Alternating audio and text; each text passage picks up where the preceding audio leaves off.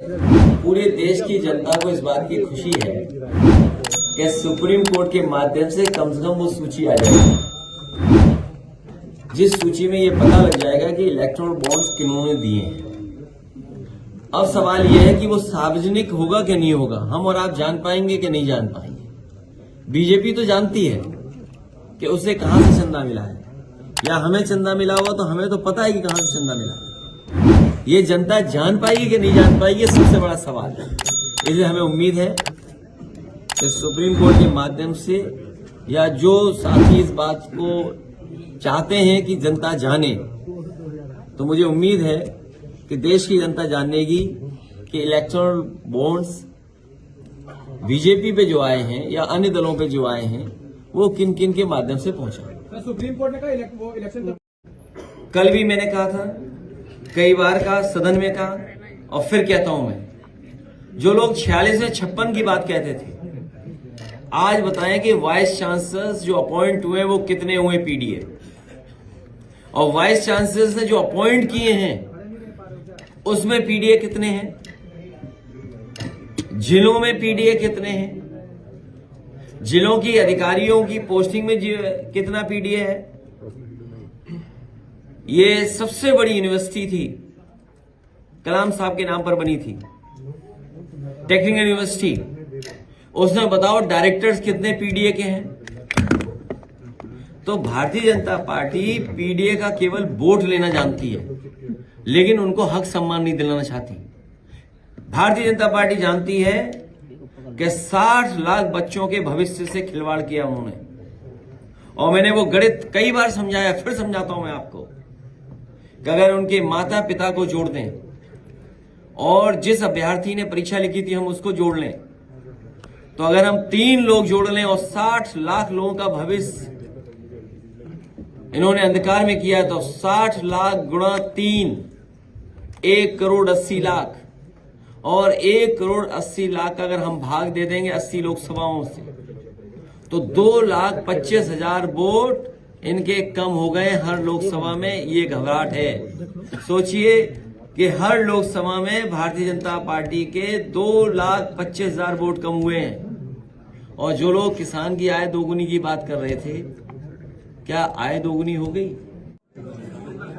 सबसे पहले समाजवादी पार्टी ने अपना गठबंधन तय किया,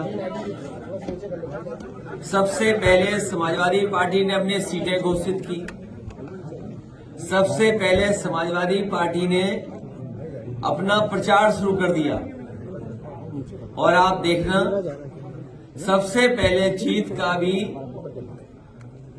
जो संदेश आएगा वो समाजवादी पार्टी और गठबंधन का होगा। तो सबसे पहले गठबंधन किया, सबसे पहले सीटों का बंटवारा किया, सबसे पहले पार्टी कैंपेन सॉन्ग रिलीज किया। तो आप पहली सूचना भी समाजवादी पार्टी और गठबंधन की सीट की जीत का आपको सुनने को मिलेगा। जहां तक बीजेपी का सवाल है, कल भी आपने भाषण सुना होगा,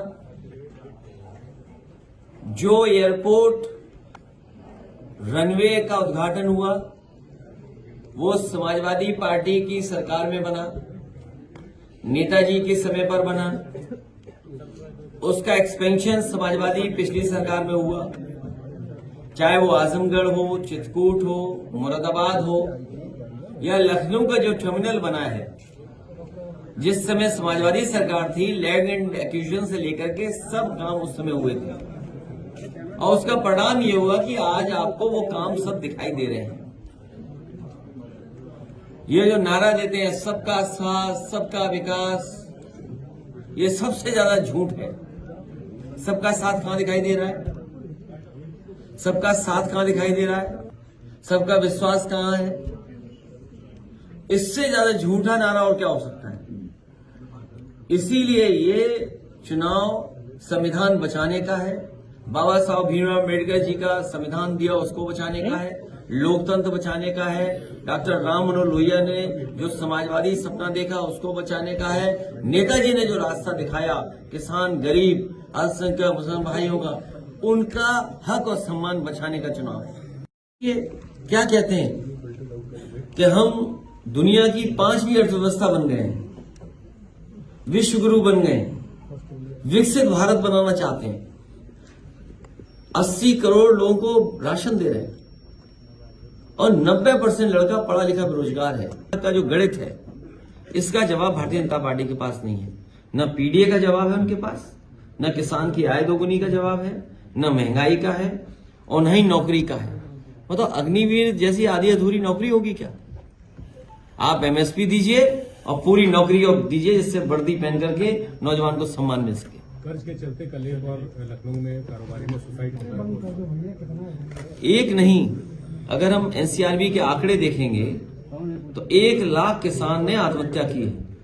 नौजवानों की अगर हम देखेंगे गरीबी के कारण, बेरोजगारी के कारण, आप सोचिए परीक्षा कैंसिल हो गई, नौकरी नहीं मिली, तो वही ब्रजेश पाल नौजवान कन्नौज का, उसने अपनी डिग्रियां जला दी और कहा कि ये डिग्री किस काम की है जो मुझे नौकरी नहीं दिला सकते। वहीं फरीदाबाद में एक बेटी वर्षा, परीक्षा कैंसिल हो गई, उसकी वजह से आत्महत्या कर ली। ऐसे न जाने कितने केस हैं नोएडा से लेकर के गाजीपुर तक, जिसमें कई लोगों ने जान दी है। पुलिस की प्रताड़ना से जान जा रही है, पुलिस अन्यायकारी उससे जान जा रही है। सूदखोर डेली दबाव बना रहे हैं, जो लोकल स्तर पे सूदखोर हैं जिसके खिलाफ कार्रवाई होनी चाहिए। बलिया में, आपके इलाहाबाद प्रयागराज में बहुत सारी जगह पर ऐसी घटनाएं, ये सब को बढ़ावा दे रही है भारतीय जनता पार्टी।